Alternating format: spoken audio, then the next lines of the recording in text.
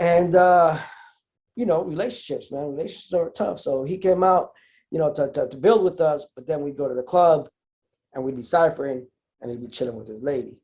Like, all right. I'm like, is we gonna get in trouble if he dances or what? Like what? And so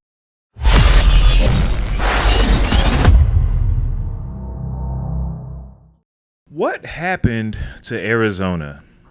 And what I'm asking is, so, you rewind the clock, 2010, 11, 12, you got jams, you got crews, because we had like Outcrowd, Outsiders, Furious Styles, you had the cats out in Tucson, you had the curfew breakers, you just had like 10, 12 crews that were active and competing. And then I come back and there seems to be like 2 crews left. And what happened during that period to where the number of like crews and even events just kind of shrank down to where what we see today, which is we still have like numbers of dancers, but not necessarily the crews. right. You know what I'm saying? They're not under the same banner. They're kind of like mercenaries. I think it's I don't know if it's just because I think especially when you're doing these documenting all this kind of stuff and talking to people from different regions is to compare like those years to other regions, because I don't know if it's necessarily like this just happened in Arizona, because even though like I have an interview and I have to translate it still, but with our brother Gapi, who's also part of Furious Styles crew, a man of all trades, a writer, a b-boy, DJ, everything.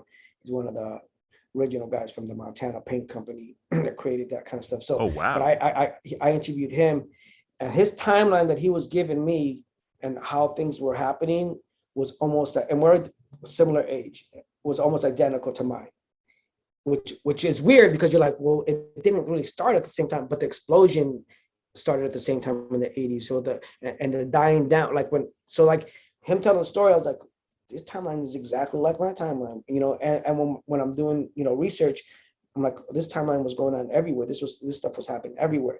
So that's my first thing is I don't know if it necessarily is in Arizona. I think it's a world society thing where, again, we just told you some of the stories of the 90s. So if I wasn't deep, if I didn't have and not to say I didn't ever go out on my own or end up, but almost always I got caught where I had to battle entire crews by myself. Like everybody's like, all right, man, we're out, we're gonna leave now. I'm like, cool, I'm not ready, I'm gonna stay for a little while. Yeah, but you might, so-and-so might, that's what it is. And so I would get caught up battling 10, 12 people, that they didn't like me at all, that could end up jumping me afterwards or something, Oh, dang, yeah. So it was a necessity. You needed people, you needed each other, again, it was a survival game. Right now, everybody's cool and friendly. Not everybody, for the most part, which is great. I'm glad people don't have to stress about that. I think it gives you a little bit of extra oomph in your step. When you got that adrenaline pumping in you all the time. But I'm glad that we have safe spaces and safe places for people to come into. But it's it's not the me phone, it's not the we phone, it's the iPhone, it's the iPad. It's the selfie. Before it was like, let's get a crew shot. Now it's the selfie. So I think the world has shifted everybody to that. Like, I don't need a giant TV production crew to make a movie or commercial or nothing. I could do it myself if I really wanted to. You know what I mean? So our need for large groups, which is great. It's great that we all have that independence and that we can all roll in that kind of manner. But we're missing the human connection of it. It's taken away from it. And so to me, I'm not saying like, let's stop the whole world and we can't have this iPad and iPhone. I have an iPad. I have an iPhone. I have all those things. I love technology. I think it's amazing. But at the same time, I'm not saying stop the rest of the world with all that stuff, because that's not. The world's going to continue going on, and it's humans that are in these communities, and so we're going to continue going on. But to me, it's like, let's not lose that hip hop spirit of like, regardless of what the rest of the world is doing, we know that what's right and what's good. So let's stand in this lane. We could take, as we do, let's take what we like from these, boom, boom, remix it, flip it, boom, cool, let's take all this technology, all this eye stuff, and y'all can be about the eye stuff. We're gonna take this eye technology though, and we're gonna, how do we use it for the we? You know what I mean? And so to me, that's the important part, that's the valuable part that, you know, and again, I'm not at, you know, at the practices with the youngest of cats right now, right? You know, I'm not at any practices right now. So maybe they're mad deep. Doesn't look like it. It looks like it's 2 or 3 people practicing 2 or 3s, if that. You don't see big practices, but you know, it's, you know, but so I don't think there's regular like giant crew practice, because you don't need to. I don't need to. And why do I, you know, I needed to practice with my crew because we needed to make up routines, because we needed to feed off each. No, I don't need to. I can be on YouTube and look at it, or it's a one-on-one anyway. So let me focus my energy on myself instead. You mean, I've always liked to practice with people. I've always liked to get down with people. But again, because it was the we, but that we just didn't represent us. You know, I've said this before, I think, to people in cats, like, yeah, Furious Styles is my crew, but then outside of that crew is everybody in Phoenix, and then outside of that is everybody in Arizona. We're all crew. Furious Styles crew or not, the longest runner, it doesn't matter. I'm still from coming out of Arizona. When I go to a jam, I'm an Arizona b-boy. I'm an Arizona hip hop head. You know what I mean? So so to me, it's like we still need each other, y'all. You know what I mean? To me, when I'm like, I saw some post, somebody saying something about New York, that they were where they were at or needed to be, or, you know, and I'm thinking about Arizona. I'm like, I don't know, man. It's a balanced thing, because I definitely think I've overcompensated on stuff. I definitely think I'm a little bit too, you can't be too passionate about it, right? But where maybe I think about this too much, but I'm like, man, I want, you know, why I created events like Take It Personal, man, take pride in this, what you're doing. You mean, to me, you know, and I know you've seen this because I know you've been there before. When a cat comes from out of town, I don't know you, I've never seen you, I ain't nothing. You from out of town, welcome to Arizona, homeboy. Because I don't care what your experience is here while you're here, you're gonna know that we about it here. We're about this, and we can get down with the best of them. Because when you go back home, I want you to go and tell these stories about, like, oh yeah, Arizona, maybe they smoked me, but they're gonna be like, yeah, but they brought the heat immediately on site. They didn't even flinch. You know what I mean? So, and it's not, again, it's not out of hate. It's not out of negative. No, I was showing love afterwards, and that's usually what I say. Well, oh, what's up? What's your name? Where you from? Pittsburgh? Welcome to Arizona, bro. Let's get these rounds in. You know what I mean? It's just, but it's that pride. It's like I have pride in what I'm doing. I have pride in our state. I have pride in our city. You know, so it's the same reason why I would throw events. Same reason why I would make merchandise. Same reason why. Same exact reason. Is I want to put on for this, and I know we can. You know what I mean? And it's the thing. When I started throwing events, it was because there was a church group called Victory Outreach that was throwing Battle of the Breakers back in the day at Hayden High School. And these were standing room only, auditorium packed, full jam, like stacked. You know what I mean? But they were a little bit drawn out. Their focus definitely wasn't the breaking. It was to get you near, you know, to give their message. You know, and the judges would be like the basketball coach and the math teacher, and you know, and I remember asking them one time, like, okay, what are you guys looking for? They're like, yeah, we just want to see like who can spin the most and stuff. And I was like, hey, fellas, we ain't gonna do so good in this contest. You know, and so for the first years, Arizona Floor Assassins won everything, because people didn't know anything of so they won everything, because yeah, they were out spinning us every time. I mean, it isn't until later on when things caught up, then we started like winning everything. But it was one of those things, and I caught myself complaining about it, like, man, this jam is whack, this event is blah. But then I was like, well, what am I doing about it though? Nothing. So I shut myself up all the time, bro. I talk smack to myself all the time, like, shut your face up and do something about it, or just shut up and take it. And that's when I started like, cool, we got to throw our own jams. Mayday, mayday. The future is now. Tomorrow, today, man, the future's now. Looked around, it's true, man, the future's now. Tomorrow, today, man, the future's now.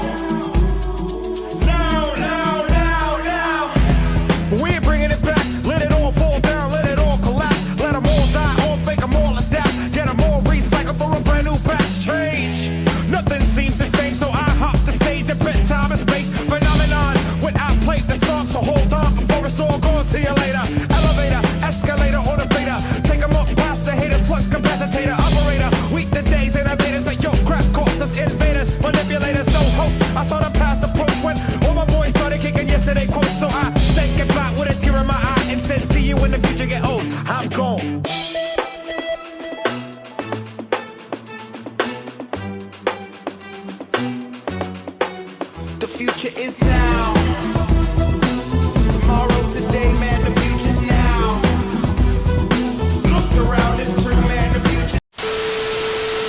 Cool. We got what the reason I threw the anniversary was like, cool. Not everybody gets to travel. But man, I know how much the fire this lit in me to see all this other energy to walk into a room, to walk into a summit or to a radiotron or to a B-Boy summit where there's no contest whatsoever. But everybody in here looks weird. Everybody looks crazy like me. We're in ciphers and nobody even speaks the same language, but we get, you know what I mean? And you're like, I'm home. So I'm like, cool, I want to bring some of that. That's the reason why we started the anniversaries. Like, not everybody's going to get to travel, but let's bring some of that to here. We'll bring it to you. You know, so that's always been the motivation. And it just always manifests in some kind of way, whether there's a t-shirt or an event or whatever it is. You know what I mean? It's what am I doing about it? You know, I've said this to youngsters before too. It's like, you know, even with the crew, like, cool, whatever time you're in the crew, what are people going to say about that time period for the crew? The crew was on fire during that, or went down during that period. You can try to blame it on them. Well, yeah, the crew was just whack for 5 years. Well, you want to get in it for a reason, right? So what did you do for those 5 years to contribute to make it fun? You know, if I go to a jam and I'm like, that jam was whack. You know, there's some things you can't do stuff about, but like there was no ciphers. Well, did you throw down and start a cipher? No, because it was what? Shut up. You didn't even try. You know, so you know, again, back to the whole thing. I don't think necessarily it's an Arizona thing. I think it's just, you know, it's our job as, you know, people that are going to continue participating in this and growing is how to make this theirs. I mean, how to keep the values that we know are important. I mean, and I feel like we're parents talking about, you know, kids. And I'm not saying kid in kind of like a demeaning way in any shape or form. So anybody listening, I call myself a kid all the time. We're all kids to me, right? This is a kid culture. But it's how do we translate these valuable things to them in their way, though? I mean, because I've said it to parents before, and I have to catch myself going like, "Ooh, House, you're not even following your own rules, bro." Because parents will be like, "Well, what can I do, you know, to support my child?" Let it be theirs. Let it be theirs. The minute that you make it about you and you forcing them to practice, and because you see parents like trying to push kids into the side, and I'm like, yo, you're killing it for him. You're destroying this for him. He's never going to want to come back to a cipher again. Because no matter how cool you think you are as a parent, you're a parent. You're not cool. That's it. I mean, I'm not a parent, but I know I'm still, to some people, they're like, that's an old dude. That's an old man right there. Like, that's what it is. You know what I mean? So, but I've caught myself doing that too, where I'm like, I want so bad for these guys to have this, or to, you know, value the things that I know are valuable. So we try to push it on them in some kind of, but you're like, this isn't theirs. We got to take that step back and be like, cool, let me step back and let me facilitate this. And how do we make this yours? And it's also been, I think, for me, a challenge, because I've always still liked to compete and still battle and still, you know what I mean? So even though I'm over here, but I'm still over here in your face sometimes. Back then, we don't do it anymore. That's not politically correct. Oh my God. But you know what I mean? But it's just that it's finding they still want the same things. They still need the same things that we do. You know, all of us, you know, I use the Invisible Kids thing that was one of my projects during my graduate school thing, off of a page off of a interview I read in Can't Stop, Won't Stop, about the kids in the Bronx that they consider themselves invisible kids, because they're like, we didn't know anybody, you know, when they build a bridge over them, especially so people don't even got to go through the Bronx or those areas, they're like, we didn't know that anybody in the world even knew we existed. We thought we were just here on our own. We were invisible to the rest of the world. I mean, and in a way that's empowering, but I'm like, cool, we all want to be seen. That's all we want. We want to be seen and we want to be heard. You know what I mean? And so, but how do we make that for them? How do they want to be seen and heard in a different way. They still want to be seen and heard. You know what I mean? So how can we translate these things and be like, cool, again, take the eye technology, take all of these things at your fingertips, take all of these things, but bring it back to the village. To me, that's always been like, you know, it takes the village. It's the old martial arts things. You know what I mean? Like, you know, you travel, you know, I come from Tiger Village and I'm going to go to your Snake Village, and because I heard you're dope and we go throw down. You might whoop me. I'm going to go back and be like, yo, Snake Village has it popping. He whooped me. But guess what? Now we're going to train up and now we're going to make this Snake Tiger style. And now we're going to go back and do it again. You know what I mean? So it's that like bringing it back thing. Otherwise, you know, that's other, I think, important aspect that we not necessarily don't talk about is because that's what's going to happen. The thing that you loved so much, the thing that nurtured you so much, the thing that gave you so much life, if you don't come and feed it back, somebody has to come back and feed it, and it can't be the old dudes, right? You know, it has to be that next generation. The thing that you love the most is not even going to be there for you anymore. You know what I mean? And it's definitely not going to be there for anybody in the future. So to me, it's just that, like, take these things, school us. I love young mentors. I try to stay around the young cats, right? So they can keep me hip, right? I want to be hip hop. I got to be hip. I got to be what's going on right now. Like, who cares what happened 30 years ago? I'll tell you that story just because it was fresh, but what's hip right now? Cool. No doubt. I think that's whack, whatever. But well, one of so the things I don't think, yeah, go ahead. Oh, my bad. I was about to say, one of the things that's hip right now is worth the wait. I think we've talked a little bit about this before, where I've thrown gigantic cash prizes. You know what I mean? But I found myself doing the opposite of what hip hop has told me. I'm trying to be freestyle session. I'm not freestyle session. Why am I trying to do that? Stop it. That doesn't serve my community. You know what I mean? That serves California. It's humongous. That's a great place to vacation and people to go. Cool. That's them.